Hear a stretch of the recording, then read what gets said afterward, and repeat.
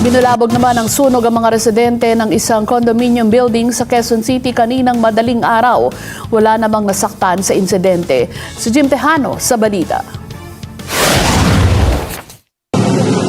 Okay, may sunog sa baba. Sa kalagitnaan ng tulog, isang sunog ang bumulabog sa mga residente ng isang condominium building sa Barangay Milagrosa, Quezon City. Matapos sumiklab pasado 1:00 ng madaling araw, agad itinaas ng Bureau of Fire Protection o BFP sa ikalawang alarma bilang suporta sa pinakakritikal na sitwasyon ng mga naunang rumisponding bumbero sa lugar. Ayon sa tanod na nakatalagang magbantay sa lugar, isang malakas na pagsabog ang kanyang narinig. Noong unang putok, pumasok ako, sa dulo nag-umpisa Pagsabog, pangalawa na nung magano ko, kasi noong unang putok, narinig pangalawa, pag dalawa, natakot na ako. Tumakbo ko na, sunod-sunod na, parang New Year ang lalakas. Tapos, ayan na, usok na.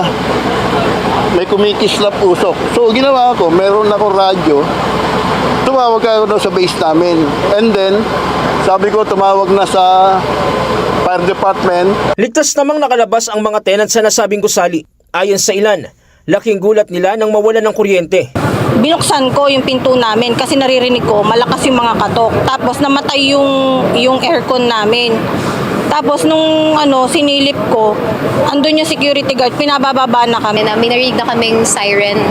May narinig ako siren, so parang doon ako nagkaroon ng hunch na, so there's something emergency. So lumabas po kami with the flashlight, just kung ano na lang po yung dala namin, just the keys, the wallets, wala na po kaming dinalang anything. Paglabas ko, medyo naamoy ko, amoy nasusunog na parang kuryente. So from second floor, baba kami sa may basement parking, pero mas makapal pala yung usok. So dumaan kami sa main na fire exit, sir. Di bali na yung ibang cash namin maiwan, wag lang yung fur babies namin, dapat kasama sila. Gumamit din ng aerial ladder ang mga bombero upang iligtas ang ilang residente na umano'y naiwan sa itaas ng bahagi ng gusali. Naibaba naman natin lahat na tenant dito, consisting of 4 families, 10 yung adult, 2 doon ay senior, tapos isang 1-year-old na bata. Mayroon din tayo nailigtas na 5 alagang pusa. So all in all, safe naman yung mga occupants ng building. Nagsimula ang sunog sa isang kwarto sa unang palapag ng gusali. Makapal na usok ang bumungad sa mga bumbero, dahilan upang gumamit ng self-contained breathing apparatus. Under investigation pa yung ating origin at yung cause ng fire. Yes, kung mapapansin ninyo, nagmula ito dito sa baba, kaya yung usok talaga is going up.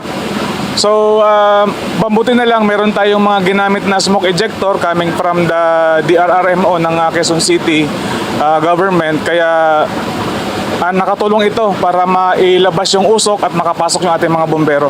Wala namang nasaktan o nasawi sa nangyaring sunog. Pasado 4:00 ng umaga nang tuluyang maapula ang sunog.